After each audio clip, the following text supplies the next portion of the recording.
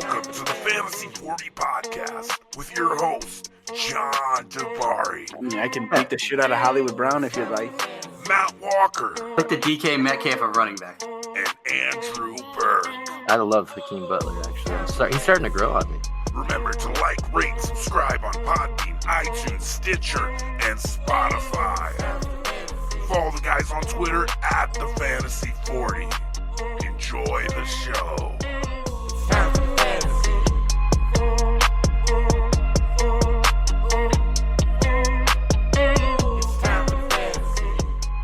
Welcome to the Fantasy 40 podcast. We are back. Myself, Andrew Burke, John Dabari, and Matt Walker. Was that week? That was week 4 is concluded. Some battles out there. Not too many injuries. There's a couple important ones we'll get to. John, you look like you're already chomping at the bit. What's going on? No, it's just funny. You wait all year and we all get excited and like, football. And once it starts, we're already quarter through the season. We're a third of the way through the fantasy. Well, yeah, fantasy's wrapped already. I mean, that's just crazy. Your team is almost defined at this point. By the next sir. 2 weeks, you're gonna know whether you got a shot or not.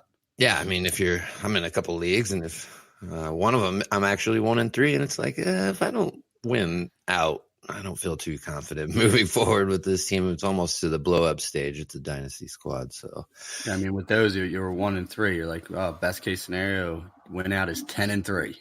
So if I lose like 2 games, I'm an 8-5 team. I'm probably not making the playoffs. So yeah, you're like, I get like one more mess up the rest of the season. I need to go about 9-1. Yeah, from here on out to make the playoffs. But redraft, there's always a chance, because I've went undefeated in a few redraft leagues, and then that team that sneaks in the playoffs knocks me out in the first round. It's usually how it goes. But that's why redraft's a joke. Because you pick up a fucking waiver guy and win you can pick up CJ Anderson last year and win the championship. Pretty much every year. But there was quite a few barn-burning games, and then not so many. Like the Dallas Saints game, 1 touchdown score between the 2 of those offenses, which was surprising. But where do you want to open up at, John? Like, what's a game that stood out to you? You want to go ahead and get this Fournette crap out of the way?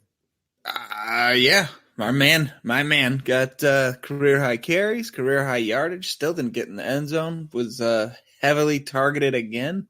He's a volume monster, what you'd like to see for fantasy. Once he starts getting in the end zone, he's really should be putting up some monster games here. As long as these wobbly feet stay attached to him, he's in good shape the rest of the year. And I think hopefully if defenses can start, maybe respecting Minshew's arm or ability, he's not thrown for tons of yards, so I don't see it happening anytime soon. But he does seem, like he can get the job done.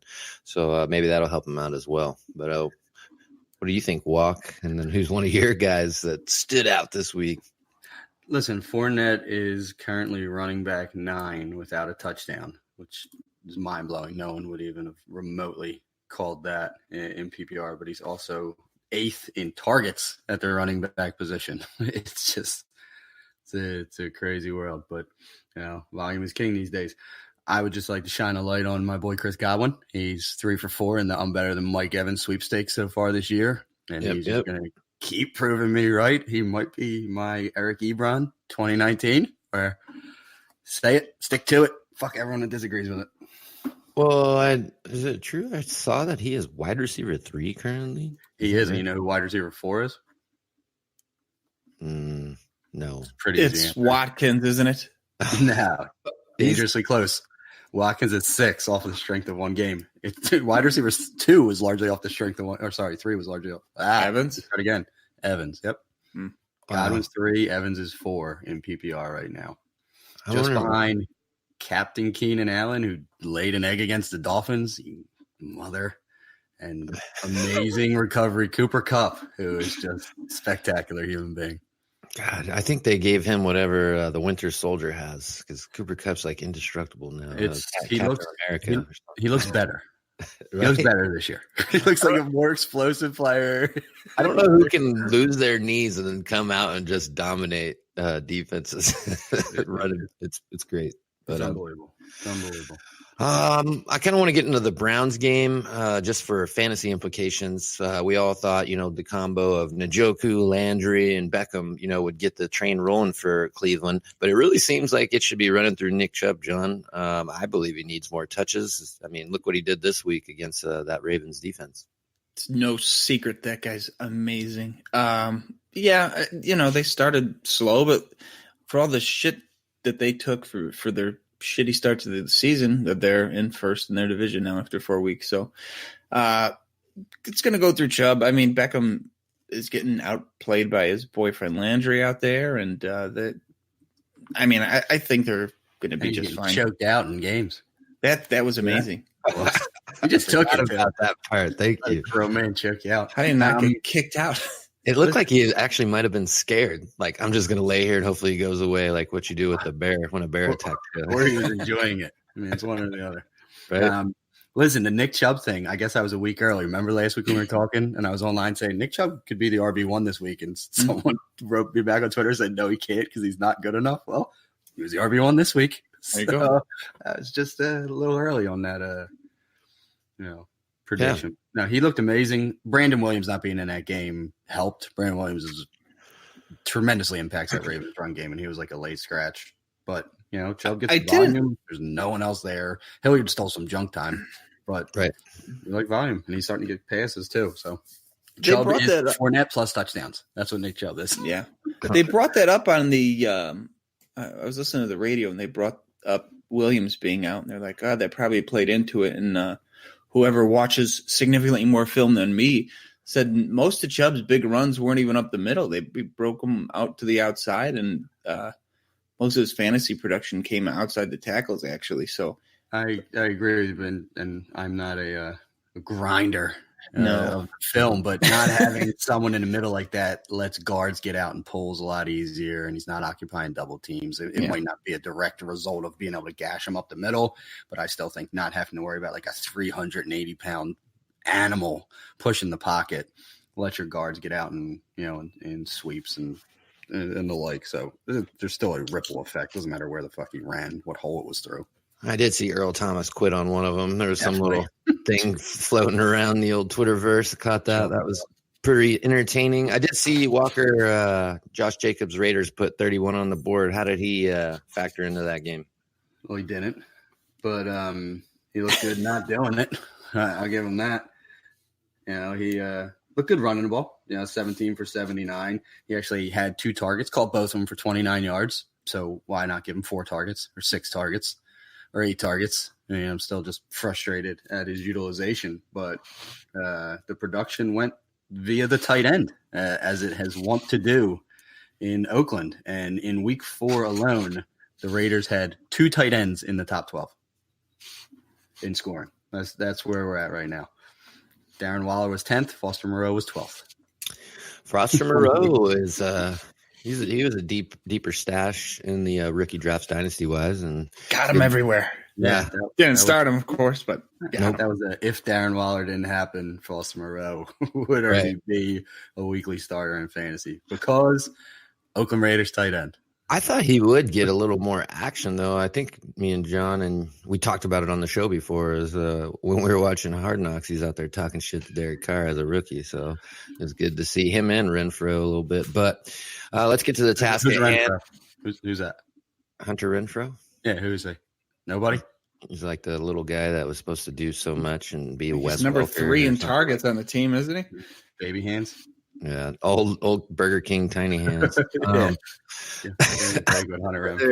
But let's get to the task at hand, and it's James Conner time, the weekly segment where we bash James Conner. I was really disappointed seeing him scurry in the end zone and look halfway decent. It was against the Bengals defense, but the bigger thing was our boy Samuels leading the way in the Wildcat touchdown walk.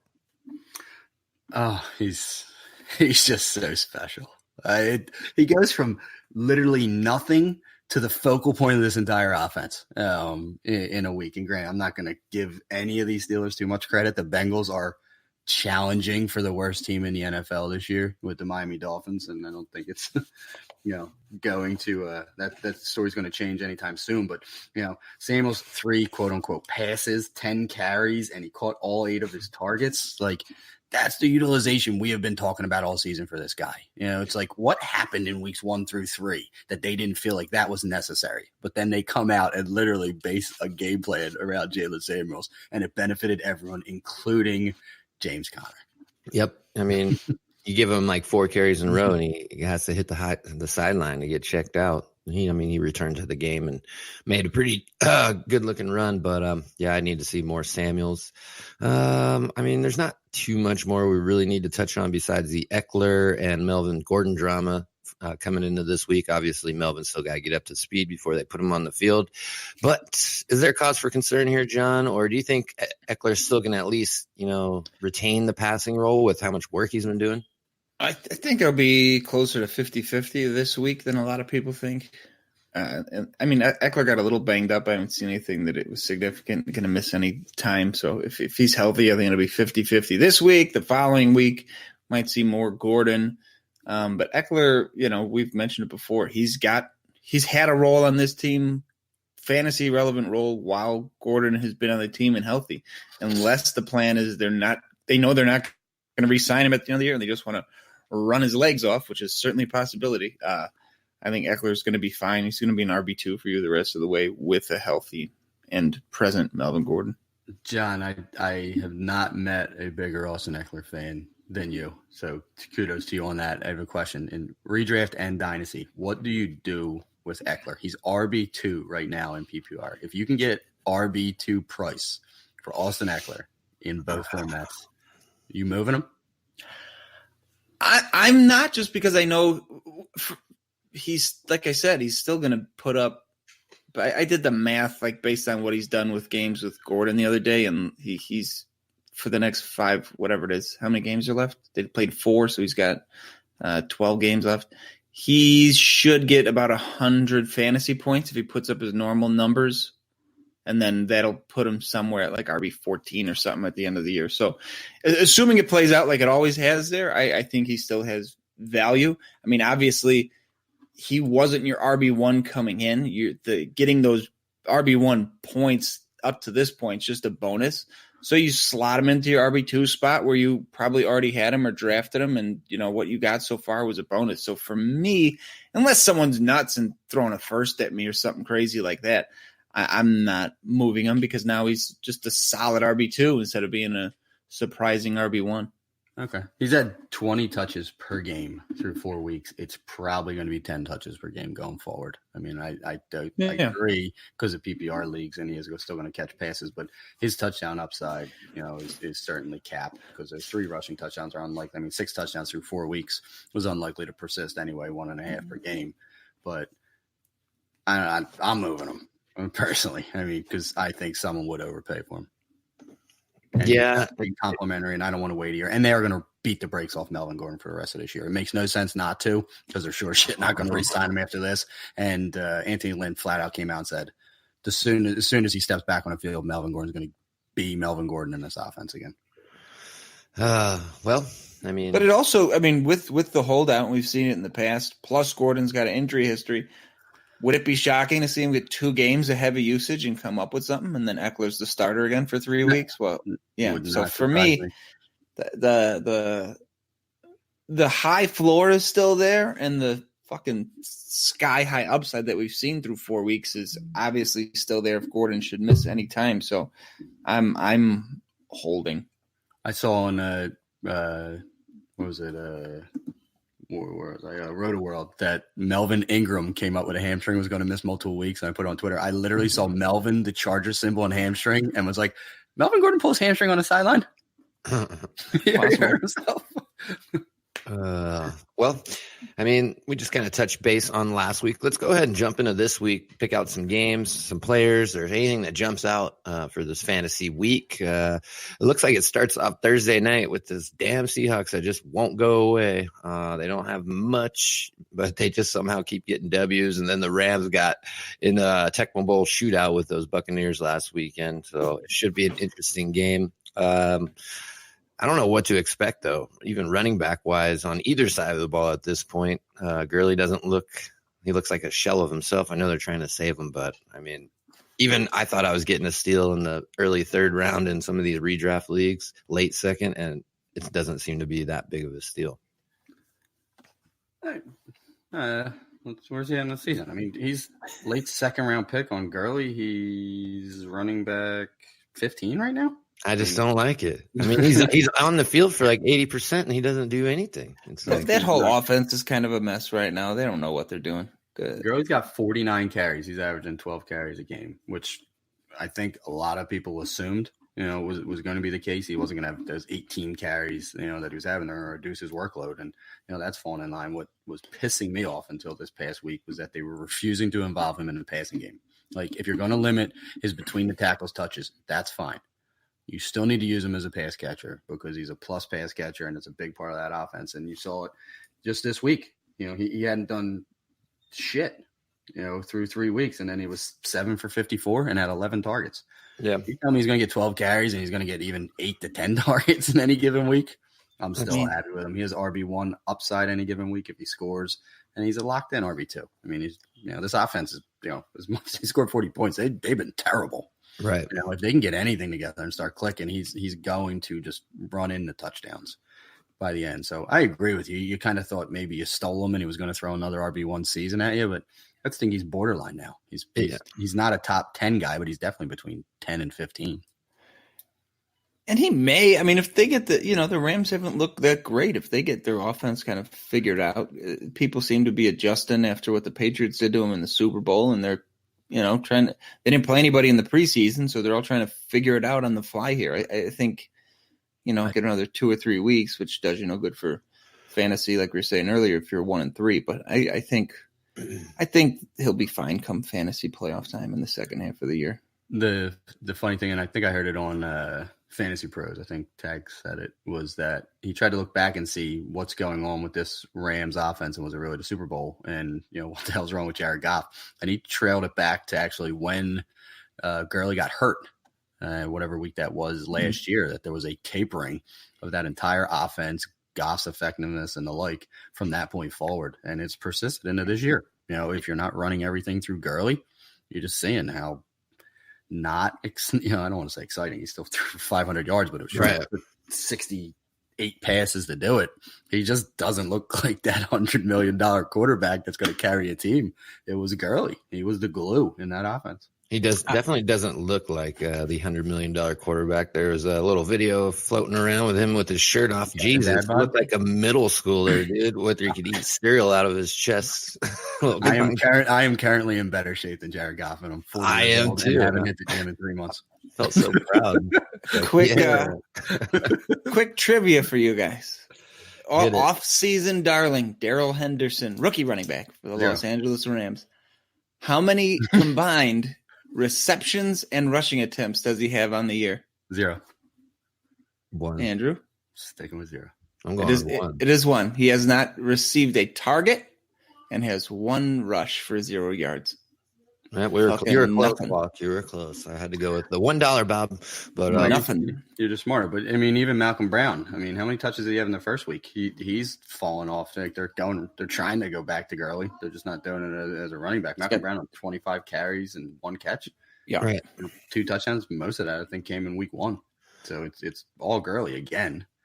And Henderson's clearly not doing shit year 1. And to me, when running backs don't do anything year 1, it's very hard. Run. Yes. Not to stay in this game any longer, but I want to hear about the Seattle backfield. I know we've been kind of talking about it the last few weeks. I don't know if Rashad Penny's still banged up, but it does look like, hey, why don't we just roll out CJ Prosise wherever he was and get him a few touches? And he actually didn't look too bad in the open field, making a few miss and stuff like that. But I want to know what's up with Rashad Penny, Walk. He's supposedly playing on Thursday. Maybe they saw they were playing the Cardinals and should win, and then they had a short week. So that's might have been why he was held out for this Rams game, where they're clearly going to need all hands on deck, in a division game on Thursday night. But, Carson, 26 touches for 145. He looked good. He didn't fumble. I guess that's a positive. He still just getting all the work. You know, I know Prosise had a touchdown, but there was little involvement outside of that. And I'm just not going to waver that Rashad Penny is a better back. And if I could see one game of Rashad Penny getting 26 touches, it would it would just make me happy, because Carson's just good. He's just not special. You know, he's volume driven, and volume driven is a good thing because that's what this offense wants to do. But you know, he's also fumble prone, so it's. I'm unsatisfied at the end of the day. I mean, that's what I see it. It's got to be, at least in redraft, John, it's got to be like one of those situations where it's like, see it to believe it before you roll one of them out. I mean, it's just. It's the Thursday night game. I don't play anybody on this if I can avoid it. I benched my man Aaron Jones all over the place last week. I'm not. You got lucky there. I fade Thursdays.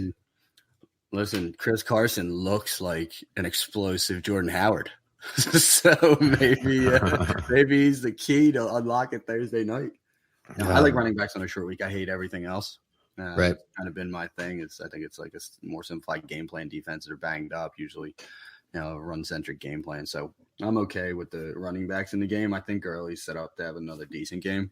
But I wouldn't be reaching for many people here. And it's unfortunate because there's a lot of fantasy to be had in this week. I said the Thursday night nailed the last 2 weeks, and then it's shit after that. So Eagles Green Bay game kind of lived up to expectations largely, and I think this game probably will too. And then it's just going to be right back to Thursday night football after this. Yeah, let's go to Sunday in a plethora of morning games. I think there's 106 of them, and then 2 afternoon games. But the Patriots do not look like the Patriots. I know the Bills have a pretty stout defense. They always play them tough, but I think I'm really curious to see how this game comes when they play Washington, if they're going to stick down the competition, because Washington looks a mess. They can't figure out their quarterbacks. Gruden looks like he's on his way out. Haskins looks scared. What do you think comes from it? Is there anyone you're stealing out of this game, John? No, this is how you get right. You play the dog shit Redskins as a 16-point road favorite. Biggest underdog spread the Redskins have ever had at home in history. Not enough. They're going to beat the shit out of them. I mean, Brady, Washington's one of the top points against for quarterbacks and wide receiver.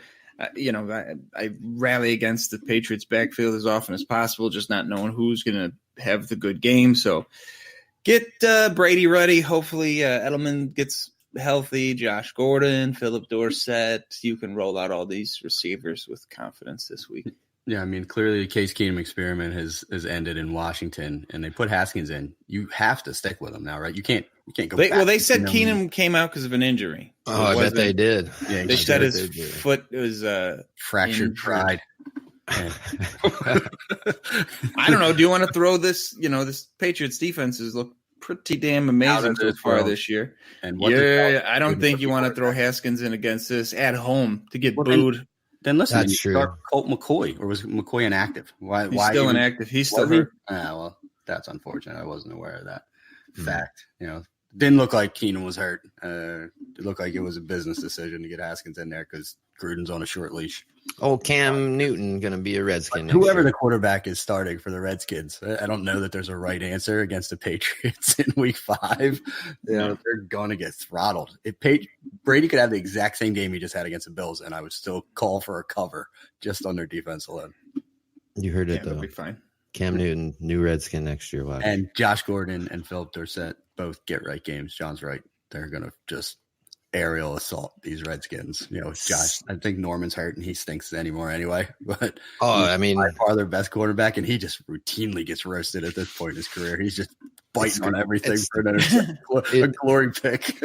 It's either he's getting toasted or he's holding the shit out of someone running a double move on him. I mean, I remember when you used to look at matchups and, he'd be in there and you'd be like, oh, can't start this guy this week. Now it's like you see Josh Gordon on the schedule. You're like, or Josh Norman, excuse me. Yep. Bring him on out. Speaking of rejuvenation, Corey Davis caught some passes and scored a touchdown. It's amazing, but he got outperformed by the rookie on the other side. Second best receiver on his own team. A.J. Brown. I know you were kind of alluding to that in this offseason walk.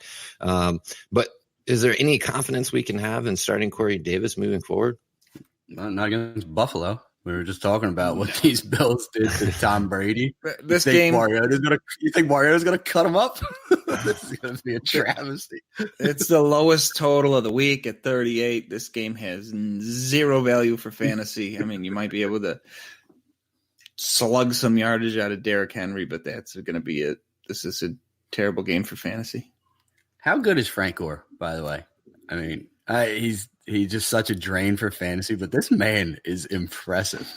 I got him. I'm starting him.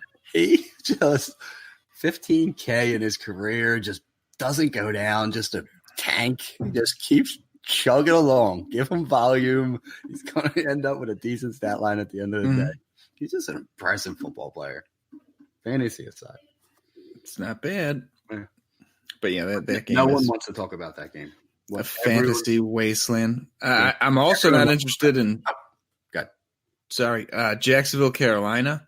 Another 41 total points projected in that game.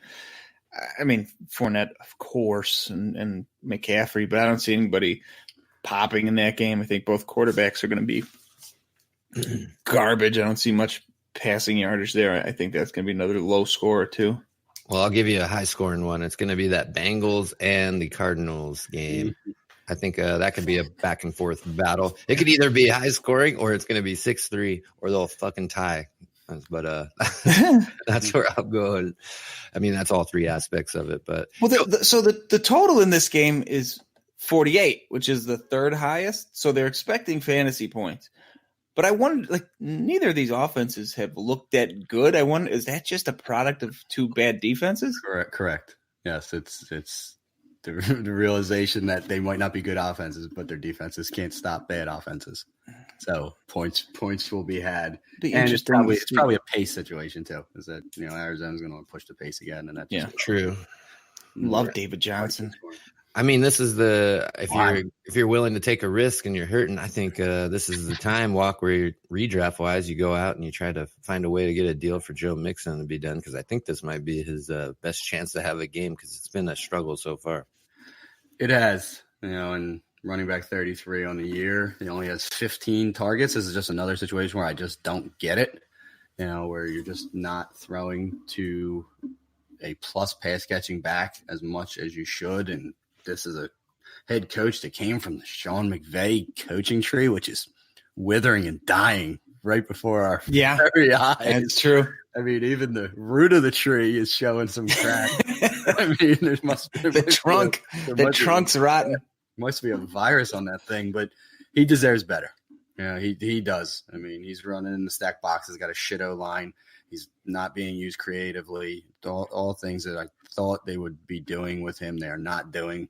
Surprised he's actually running back 33, to be totally honest with you, given how bad those Bengals are. It's definitely been a struggle. They didn't address their line, and the kid they drafted got hurt, so it's not a shocker. Yeah, their line sucked last year, and I thought they addressed it with drafting rookies. Yeah, and it's worse, real quick, which is shocking. And I was wondering if you guys could help me out here. Who is next in line for Minnesota's QB, in the depth chart? Because Kyle Slaughter? I have no clue. That's why I'm Slaughter.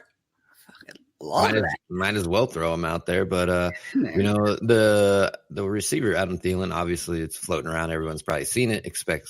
Expressing frustration with how they cannot throw the ball, and the league's starting to catch on. Everyone's dogging Kirk Cousins, paid all this money. I think we were right on it whenever he did get that contract. So I'm sorry, it's Sean Mannion. Oh my God, he's still around. Jesus, they need to. He's like a worse version of Mike Glennon. It's a great description. I don't know how that's possible, but it seems like people are speculating there might be shopping Stephon Diggs around. I don't think that's the smartest move. I would probably go the other way with it and shop Thielen. But how do you feel about these two guys moving forward? Look, if you're gonna get right, you want this passing game to get right. Playing the Giants is the way to do it. That secondary sucks. They've been carved up repeatedly. One of the top teams giving up points against to fantasy wide receivers. So if they can't get something clicking in the passing game this week, it's fucking dead. I mean, they've had slightly tough matchups most of the year. No, they haven't. They haven't had cake. yeah. They haven't been playing. You're just thinking of the Bears. See, the Falcons are one of the worst pass defenses in the entire league. Packers aren't a good pass defense either. A good rush defense, and the Raiders suck at just about everything. They've really had a plus matchup thus far. But you're right. The next couple of weeks are at Giants versus Eagles, at Lions versus Redskins, at Chiefs. Yeah. Those are plus passing matchups. It's let's go. And they're matchups where probably outside of the Giants and the Skins as well. But 3 of those games, people are going to put points on them. The Eagles, but hasn't Zimmer? So are the Lions, I believe, and the Chiefs. So they're going to have to throw the ball. We'll see what's going to happen in the next couple of weeks. And Zimmer's come out, wasn't he saying all year that they want to be a run-heavy, run-first team? So, yep. I wonder how much of that is them being in a position where their game plan is just more run-centric. I mean, obviously they look like shit. They threw it 10 times in week 1 in a perfect script. They tipped their hand in week 1 as to what they wanted to be. You don't do that unintentionally. It's clearly what they want to be. The whole offense is Dalvin Cook. Dalvin Cook's the whole offense. Yeah, and I also don't think the Thielen interview was just a straight knock on Kirk Cousins. I think people are blowing that out of proportion. It could be towards the coaches. Like, yes, we get it. We want to run the ball. We do have one of the best running backs in the league, but we got to do something else. I mean, like I said, this is not a high school wing tee offense. They got to correction. I think he said the best running back in the league. He did, but I didn't want to take it there. Give him credit. Yeah, I didn't want to go that far and have it come out of my mouth. But, he is one of the best so far. So as long as he can stay healthy, I like Dalvin Cook. He's always a must start. Nothing new there. Let's go to the Jets-Eagles game, Lock. You expecting anything fantasy output-wise? I think this is going to be an ugly one, but the Eagles do come out on top again. I just don't really see too much fantasy-wise in this game. Yeah, I mean, Eagles 14-point favorites. I don't know that that's enough at home. This is such a get-right spot for them at 2-2. Great win against the Packers and a long kind of break off Thursday night, but coming back home, should be able to exercise some more demons against this overmatched Jets team. I don't know. Does Darnold play? I read that he is practicing, but he has like a non-contact on. It doesn't sound like he's going to play to me. So we're getting another week of Luke Falk. It's not pretty, and it's unfortunate because I have Le'Veon Bell in a number of spots, but he should still volume his way, with receptions and garbage time. And truth be told, I'm really starting to love Le'Veon Bell. I am.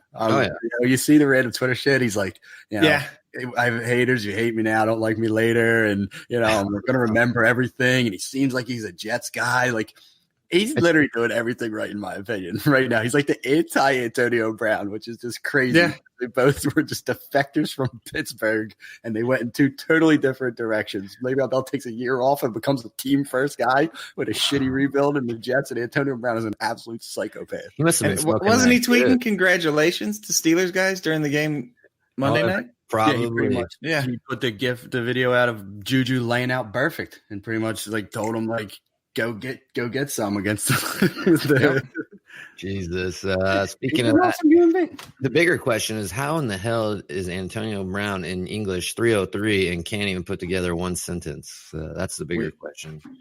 But you guys got to check that out if you haven't seen it. It's some great hard-hitting analysis there. But let's go to the Green Bay-Dallas game real quick. I think Dallas will be able to do what they're supposed to do and run the ball.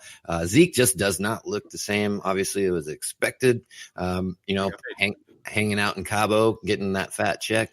But, in runs that he should be breaking when it's one-on-one in the hole, he's trying to make a move, and they're just taking him straight down. Obviously, it's still 4 yards, but, you're used to Zeke ripping off 12 to 18-yard runs on these plays. And I'll be the first to admit that he doesn't even look about 75% to me, with what he's been putting on the field. Yeah, listen, 3.5 targets per game too isn't getting it done. He was a target monster last year, and that was huge to his production because he was lacking in the touchdown department. He's got 3 rushing touchdowns through 4 games, but I agree with you. He doesn't look, he bursts through that hole and hits the second level. It doesn't look like the same Zeke to me. And, by all accounts, he was training his ass off in Cabo, and, he hasn't looked sluggish, but it looks like he's running in sand in Cabo. That's what it looks like. Yeah. He got paid. And if we know anything, Zeke likes his off seasons and his downtime. He has other interests in life than football. So who knows? Maybe maybe the hardball line that the Chargers took with Melvin Gordon, like, see you when you get here. We'll go with 1B. Would have been a better course of action for those Dallas Cowboys as far as their finances are concerned, but only time will tell. It is starting to show that they do, I think, need Michael Gallup to get back in the lineup and be healthy because Randall Cobb isn't doing it. Obviously, Devin Smith had the one play against the Redskins. Everyone's, he's just going to fill in for Gallup. I don't think so. It looks like they had a good relationship building moment over this offseason, him and Prescott. So I'm waiting for Gallup. Until then, I'm not really rolling out anyone except for Zeke and Cooper, but Cooper's a little banged up. So on that side of the ball, let's go do the Packers who still have this disease. And it's getting really hard for me, John, to start Aaron Jones right now. Why? Just because of the usage. I mean, I know he's still putting up points, but it just blows my mind. I mean, I want to still RB 38 touches. I mean, that would be nice to see the volume, but I think I mentioned it last week. He's a guy who's still efficient with the touches he gets. Mm-hmm. So as much as we want to see that volume and as enraging as it's been seeing him get out-touched by Jamal Williams a handful of times, guess who's PPR? RB11. That's right, our man Aaron Jones. And I think, like I said, even on limited touches, he's still going to float around there. He's averaging, 15.8 a game? I don't see that dipping below 15, which is going to keep him right in that low-end RB1 tier. Any news on Williams? I know he went out and took that vicious shot. There's a lot of tweeting that he's fine, but I would be blown away if Jamal Williams plays a football game in the next month. Yep. Wow. I'm going to say easily he's missing the next 2 games. And so just for a concussion. It was severe. Did he get knocked out? Was he knocked out? Oh, yeah. Once you're knocked out, I think it's like a rule. You don't play for like a week or 2. Yeah, he's definitely not playing this week. And I'm not one. Play was dead. Barnett shouldn't have did it. It was the Eagles. It's unfortunate. And there was another big play in that game. It was a gory game. But for fantasy, he's definitely not playing this week. I'd say I'm pretty confident he's not playing next week. Maybe a month, slightly hyperbole, but he's going to miss a couple weeks is my estimation. They can activate Dexter Williams all they want, but he's not eating into anything Aaron Jones does in the short term because the Green Bay Packers need to win football games. And right. This is a huge game against the Cowboys. So Aaron Jones is going to get all the work just like he did last week. The Eagles run defense is one of the best run defenses in the entire NFL. I mean, I'm not making that up. It's not even They're amazing. They shut people down. I'm not evaluating what Aaron Jones did in that game. He's got 4 touchdowns on the year. It's tied for second in the NFL. He's going to get all the work in a Green Bay offense and a must-win game against the Cowboys this week. He is a must-start, and then they play the Lions next week. I mean, the Lions are a decent run defense, not beautiful. And then it's versus Raiders at Chiefs. I'm certainly liking 3 of the next 4 matchups. That's nice for Aaron Jones. So, hopefully he gets that volume up, gets his yards per carry back to that 5.0 he was just like living at for 2 years now. And LaFleur gets his head out of his absolute ass over Aaron Rodgers, whichever one. Or maybe they run it at first and go from the 1. It's a good buy low opportunity. I think people are worried about this touch thing. Go get him because he's getting you the fantasy points. Yep, sorry. Didn't mean to interrupt you. We got about 5 minutes left. Real quick, wide receiver-wise for Green Bay with the Devontae toe news. I think we all agree who we want, but do you think MVS is first in line and then it goes Geronimo? I think it kind of switches because Geronimo's been there a little longer. He has a better rapport. He just yet to break out all the way. I mean, hopefully Allison gets back on the outside if he's just going to fill the Devontae Adams role. And Allison hasn't looked good on the inside to me, and he's reduced snap share. I'm still on Allison over MVS. That hasn't changed, even though the results weren't there.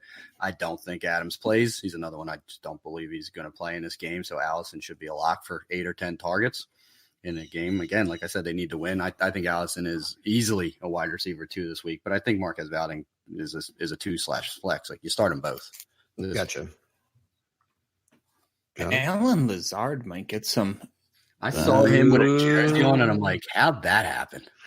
He's been around. He had a decent little preseason. He might be the guy. And if Allison moves to the outside for this game and Lazard comes to the slot, I could see him suddenly being a sneaky fantasy producer because he is 6'5", He's a big 227. boy. Yep. Huge guy out of the slot, could create some matchups. I don't know how they used him necessarily all offseason if he even played the slot, but could be a sneaky pickup if Adams misses some time. I do like that. And then I think the Jake next Kummerow? Anyone? no, Jake Kummerow? yeah, that's good. I know he's been inactive, but I don't think he's hurt. I mean, Equinemius saying Brown's out, and Moore obviously is just never. He's not even on the team anymore. Yeah, stinks. Jamon Moore is gone. There's 2 games left in the lineup. It was the Colts, Chiefs, Browns, and Niners on Monday night. We don't need to talk about how they distributed all the work in San Francisco coming off a bye. Hopefully Kittle's a little fresh. We already said they need to run the ball through Chubb. Maybe that opens stuff up. But where is Tyreek Hill? Is he still outwalked this week as well? Definitely out this week. I think they said they're going to evaluate him in a week or 2. He was running routes out there, catching passes, but they probably just want to make sure that it's stable and can take the punishment. It's different, like catching a pass in air, or getting hit. Well, Gotcha. Definitely not playing against Indy. I don't know if next week's an option. I don't think we see him before week 7. They don't have to be, right? They're going to beat the Colts, and they're going to go to 5-0, and then who do they play the week after? They don't need him at all. I mean, ever. Yeah, they're fine. I mean, they're obviously better with him, Sure. but they're managing things just fine. Oh my goodness. Nice. Jack Doyle.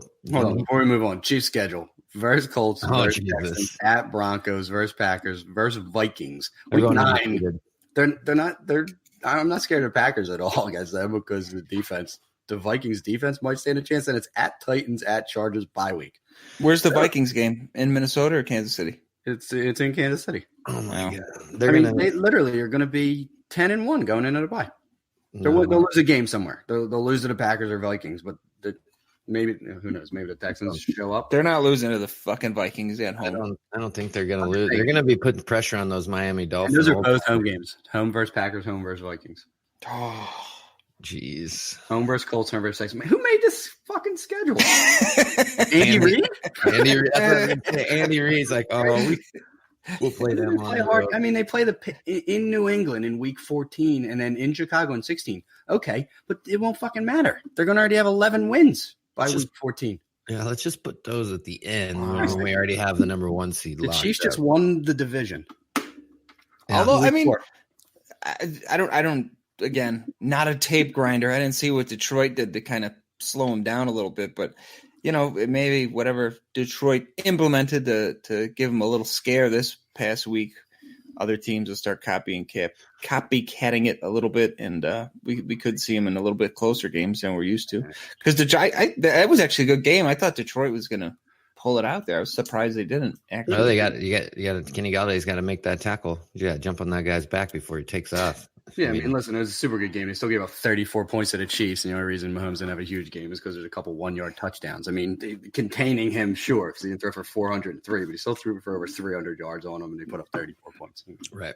All right. Well, let's get into our must starts this week. Obviously, it's not the chalk guy, start Kamara, stuff like that. But I'll go ahead and lead off. I was kind of talking to Walk before the show. I think it's going to be a grinding game on Monday night, and why not? It's been kind of a battle, but I'm going to roll out Demetrius Harris this week. I've seen enough. I mean, I know Ricky Seals-Jones is also in the mix. I happen to have. When did he get there? When did that happen? Well, I think they cut. Oh, listen, I think they cut changed Rico it. Gathers, and then they brought him in once they released him. They know that they still have a void at tight end. Like, Njoku was there. They still thought they needed to get Demetrius Harris. They still claimed Ricky Seals-Jones off waivers. They're not pleased with Njoku. This all happened before he got hurt. Right. So they're still trying to figure out tight end there. Well, Njoku's gone, I think, after this year. do you know that they Still on ran this rookie deal. last year with Kitchens calling plays? They ran 3 tight end sets, something ridiculous, like 4 times as much as the second highest team. Well, it's because They use multiple tight end sets at all times. absolute animal, Seth DeValve. Yeah, it's probably because they had to for blocking purposes, but Right. and they had no receivers last year. Let's remember that Jarvis Landry was by far their best receiver, and he's a slot guy. So it was just probably product of necessity last year. But please do not start Demetrius Harris. Please don't do it, Burke. I have to. No, I think one of my guys is on bye or something. Pick up anyone. Tyler Eifert. He's playing against Arizona. I started Ben him. Watson. Ben Watson is getting activated from taking steroids in the offseason. He's going against the Washington Redskins in his first week back. He will score a touchdown. Go get Benjamin Watson. Scratching the barrel, trying to, in case you're in a tight end premium league and that guy's somehow available. Why not? Oh, no. But what do you got, Walk? Then you're gonna chew me apart. Be better. I definitely know it's going to happen now since you're talking so much. Listen, I want to be wrong. I want to. I like Demetrius Harris. I was a fan. I thought he landed in a shit situation. Then look, he got opportunity and didn't do shit with it the last 2 weeks. He's got his lunch money stolen by Rookie Seals Jones, who couldn't make the Cardinals when he played for Cliff Kingsbury in college. I mean, it's just the world we live in these days. Who we going? Must start. This one's easy. Chris Godwin. He's a must start. Get with ahead, it, John. Home against the Saints. New Orleans has been smoke and mirrors for 2 weeks. Hiding Teddy Bridgewater to the best of their ability. Now they're going against the high-powered Tampa Bay Buccaneers. Jameis Winston-led offense. It's going to be a light show in the Superdome. He's hanging 50 again. Start Jameis Winston, start Chris Godwin, start Mike Evans if you want. Unfortunately, Ronald Jones is a better running back than Peyton Barber. Doesn't take much. Still don't like Ronald Jones. But watch him get 3 carries again this week because for some reason Bruce Arians has an affinity for Peyton Barber and mentioned it as such when someone asked him flat out, is Ronald Jones a starter now? He was like, no. Well, I think you need to move to Florida. You jump on these the Jaguars and now the Buccaneers. I will never jump on the Dolphins, man. I was gonna say, look, I can't wait for the Dolphins, John. Aileen garbage. And I'm also gonna give you a little crap since you gave me some crap. How are you gonna call the wide receiver 3 a must start? We know that, but I like the Winston nugget. That one might be a litlittle better. I've been here all along, Burke. I know. I hear you. Okay, start Alvin Kamara. There you go. All right, John. I'll lead the way with a cheapie, too. I think David Johnson is going to be RB1 overall this week. I think he runs all over this trash Cincinnati team. But obviously, if you have him, you're already playing him. Staying in that game, I like Andy Dalton this week. Dawson Knox is a good matchup against Tennessee. Trey Burton staying at tight end, I think, should have a decent game against Oakland if he's fucking healthy. That guy is hobbled before every kickoff. Walks boy Jared Cook sticking with tight ends. I think the Minnesota wide receivers we talked about earlier, I think they get right against the Giants' awful secondary.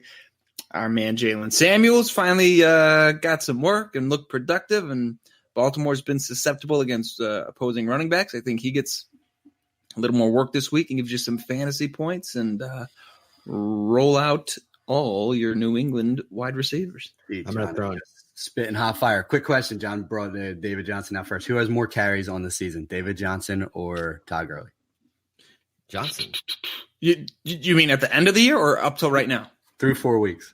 Johnson. It's probably Todd Gurley. It is.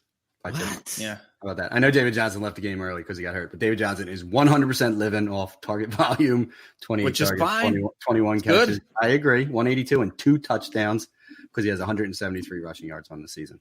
So you saying he's going to run all over him is Bengals driven, not this offense. They want to throw the ball, but I don't disagree with you. He's going to get fantasy points all over. Yeah, set up for his best game of the year.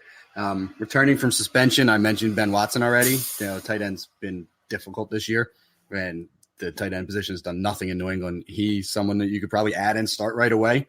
He has history with Tom Brady. He knows the offense, and it's Washington Redskins. Golden Tate coming back from suspension. Ooh. I really like Golden Tate. Oh, is that this week? Yes. It's the week 4. There's like a litany of guys that are coming back, and there's opportunity for him with Daniel Jones going against the Vikings. Vikings defense is good, but I like Tate. Should go right into the slot and eat some of Evan Ingram's work. So I think it knocks Evan Ingram down slightly.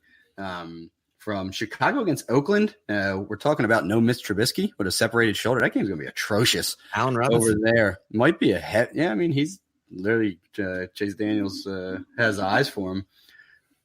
Oakland is plus 4.5. Not an ugly line in that game. Could be a lot of running. So Josh Jacobs might not be the bell of the ball, but I think him and Montgomery run fest over there. I do expect Khalil Mack to break Derek Carr's legs, though. don't think he has anything against Derek Carr. He might tackle Gruden on the sideline when it's all said and done. But yeah, Chiefs are going to eviscerate the Colts, so don't start Marlon Mack. We saw what happened in catch-up mode, that it's a Nyheim Hines world, so get away from Marlon Mack, even in a total that's 57. I don't like it. Who else? Atlanta, Houston? How can that not be a high-scoring game? I mean, both of those defenses stink. I mean, you just going to be throwing all day long. Start your pass catchers. Maybe Calvin Ridley can come off a milk carton after 2 weeks absolutely being dog shit. You know, stop letting Mohamed Sanu be the best receiver on the Atlanta Falcons, please. And, yeah, that's just about the gist of it. All right. Well, I've got an interesting David Johnson tidbit before we go. Probably not going to be interesting. Go. David Johnson, currently running back 7 in PPR. Correct. Guess where he ranks in carries this season? I mean, I already said it was 47, and I'm looking at the list. It is not sorted, but he is probably outside the top 30. He's number 25. 25. Behind such Than I thought. behind such volume backs as Ronald Jones, Carlos Hyde, Jones's teammate Peyton Barber, and Frank Gore. And he's still RB7. Yeah. I mean, you know, what a world. And John, you're obviously looking at this. Burke isn't. It should be a pretty obvious answer. Who has the most attempts in the NFL so far this year? Rushing attempts, Burke. Ingram? No, but wow, Ingram's down at 18. I thought he'd be higher than that. He game scripted out a little bit. Is your boy McCaffrey? Yep, 86 carries. He is averaging over 21 carries per game through 4 weeks in a season. I mean, just absurd. Nick Chubb and Derrick Henry are tied for second with 78. I can't believe Ingram's that low. Wow, because he's been producing. So Ingram's down at 55. Ingram has less carries than Austin Eckler and Frank Gore on the season. So crazy. It's crazy. Last start for me, I'm going to stick in the tight ends, and then we'll close up shop. I'm going to go back to that Kansas City game with Jack Doyle getting nailed in the dome. I'm going to go ahead and go with Ebron. Hopefully he can catch a couple touchdowns and, salvage your day from the tight end position, because not that many people are rolling out Ebron these days. So maybe a little get back game. He is being slightly productive though for a tight end. So yeah, he is. And you have to, with the injuries at wide receiver, you can actually roll out Doyle and Ebron both. Yeah, I don't disagree with that, because they're going to, Brissett, like it or not, is going to have to throw the ball 40 times plus against the Chiefs. It's unfortunate because the Monday night game is Cleveland and San Fran, and just injury aside, but Jarvis Landry's in a concussion protocol. It sucks that you have to wait till Monday because you're kind of in a lurch. But Rashad Higgins hasn't played. Antonio Callaway is back from his suspension as well in Week 5, and we all know that they're going to try and do everything to take Odell Beckham out with Kello Witherspoon and Richard Sherman. So. Yep. This could be a sneaky Antonio Brown right off the bus game. Callaway. Christ. Antonio Callaway. I'm like, he got off the bus for in San Fran on Monday Night Football. I would not be surprised. That's all the Browns need to do. 2 touchdowns. Sign Antonio. The Antonio Browns. I love it. Okay, well, that'll do it for this week's episode. Remember to go check the Full-Time Fantasy Network out. Plenty of good stuff there. Anything else before we go? I think that about sums it up. We gave you guys some start sits, recapped. I mean, this was a jam-packed show. We're going to try to keep it around this time parameter. I think we might have ran a little long than we wanted to, but it's all good. But for myself, Andrew Burke, John Dabari, Matt Walker, we are the Fantasy 40, and we are signing off. All right. You're a grinder, man. You're a grinder. Doesn't care what kind of viruses come with it. That was the rumor. That was like the most virus-attached video ever. Hey, it's definitely was afterwards. Yeah. I have a few viruses.